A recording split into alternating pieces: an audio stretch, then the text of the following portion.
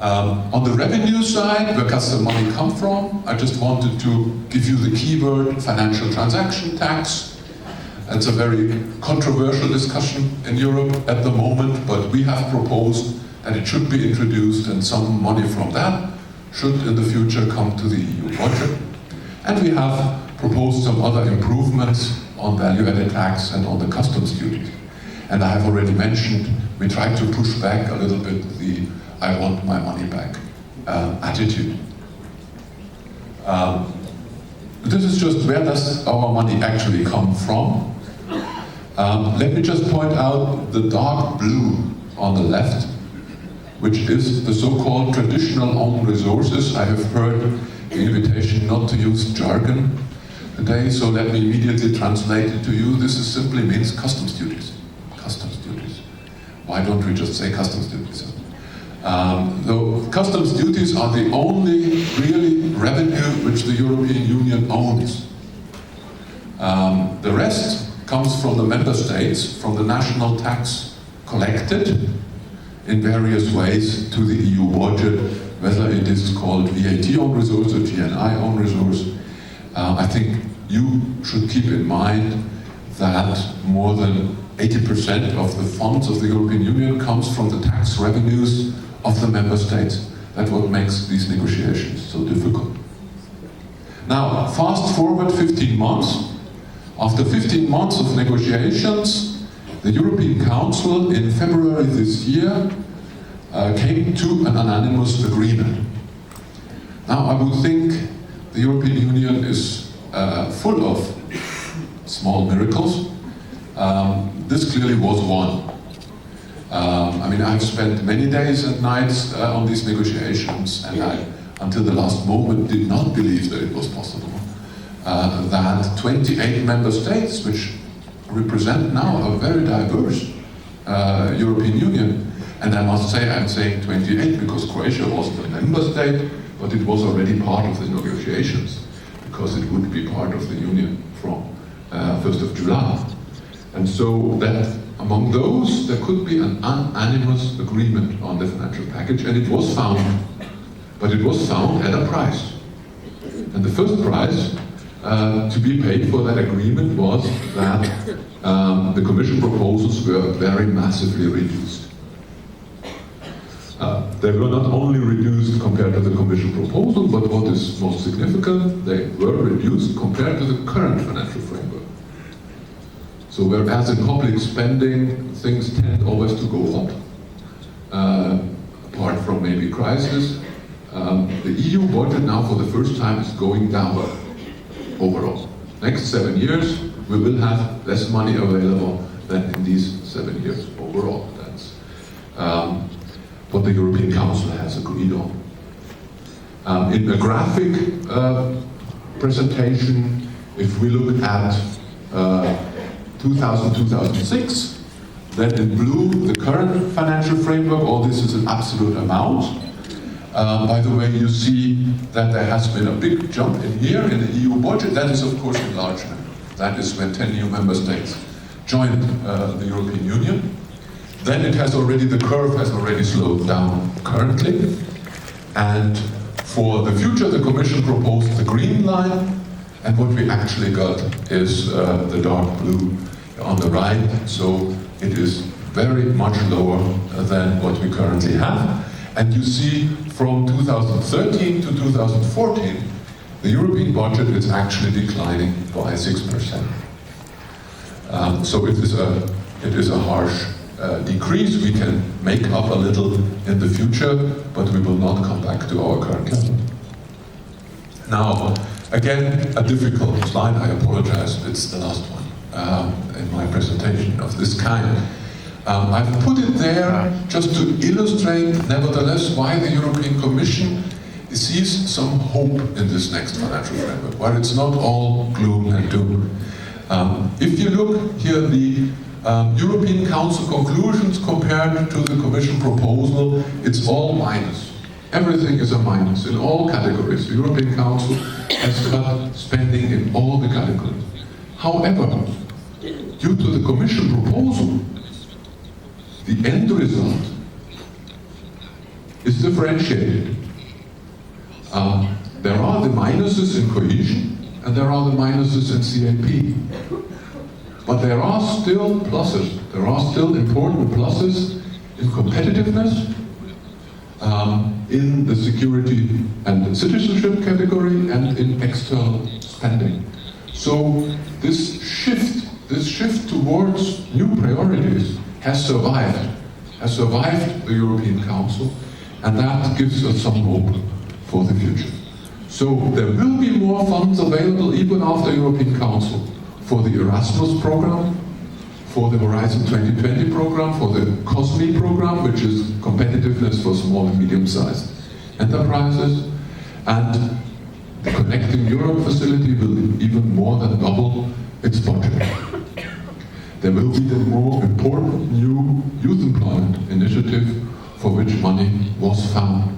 So there is a silver lining in this overall package. The qualitative improvements have been maintained. Indeed, there's more result orientation, there's more use of innovative financial instruments.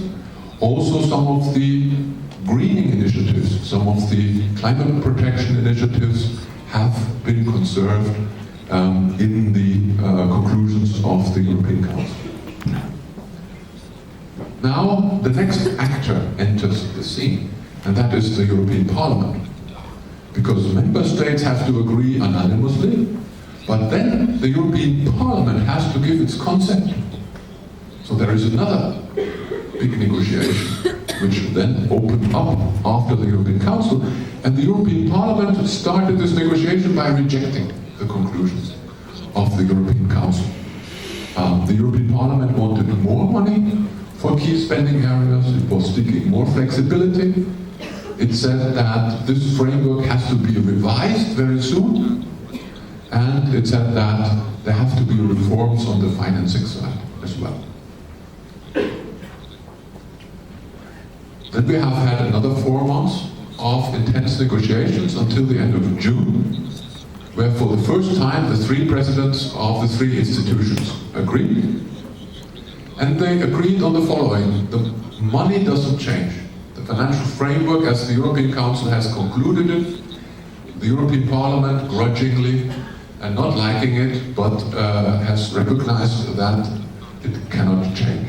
However, the European Parliament actually got quite important changes in the functioning of this financial framework. There will be much more flexibility in this framework, which means for the next time, for 2014-2020, we have the hope that this framework will actually be fully used.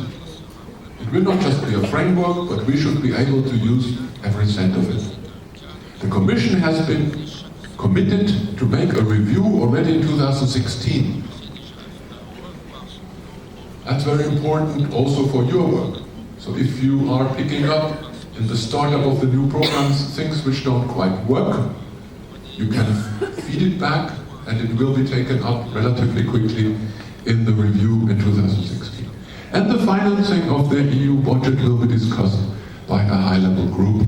For the first time, the Parliament gets a say in the financing of the EU budget of the future. So that was the agreement in June. There was a front-loading of expenditure, so instead of spending it over 7 years, it was agreed to spend it early on, for example, on youth employment.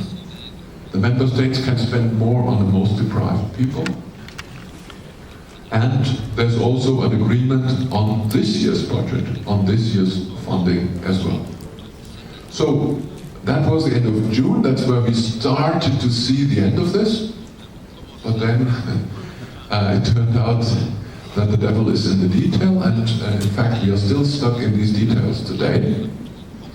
Because the European Parliament, in its resolution of July, it welcomed the political agreement, but it didn't give its formal agreement. And so we have a political deal, but we are still working on the legal and budgetary arrangements which have to be met to make it possible.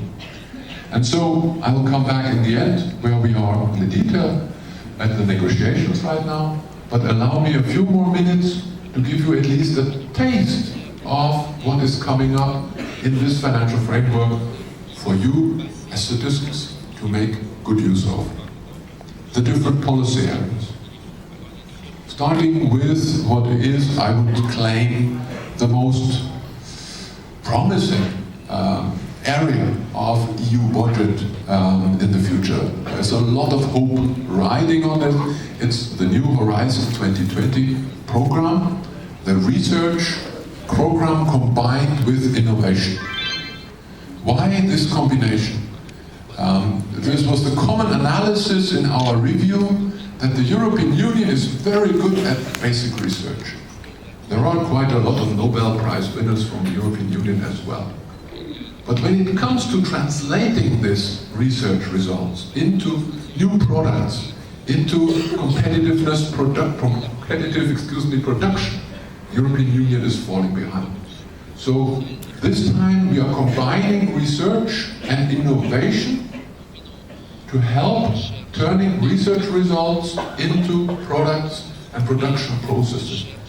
If you are a researcher, if you are a PhD who has made a breakthrough innovation, we will be able to help you from the startup to the expansion phase, to the first export of your product, to the small and medium-sized enterprise growth.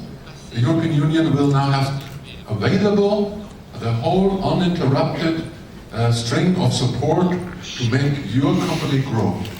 And that is, I think, for the future, a key hope that this should work. We will also focus our research better. We will no longer just have one study after another study, after another study, after another study, which is just filed away somewhere. But there will be much more practice test applied. Is this actually moving us forward, your research, which we are funding? And then we are glad to fund it. So, research and innovation, a managed focus on excellence is maintained. Next important area, the Erasmus program, now called Erasmus Plus, has already been one of the most successful EU programs, and it will have even more funding in the future. The key element here is a new program for master students. So far the Erasmus program has been focusing on bachelor students. Now it will be complemented by a program for master students as well, so that again we can support the international exchange activities up to a higher level of education. It is hopefully more easy, more integrated to use with less administration and more impact. The Connecting Europe facility.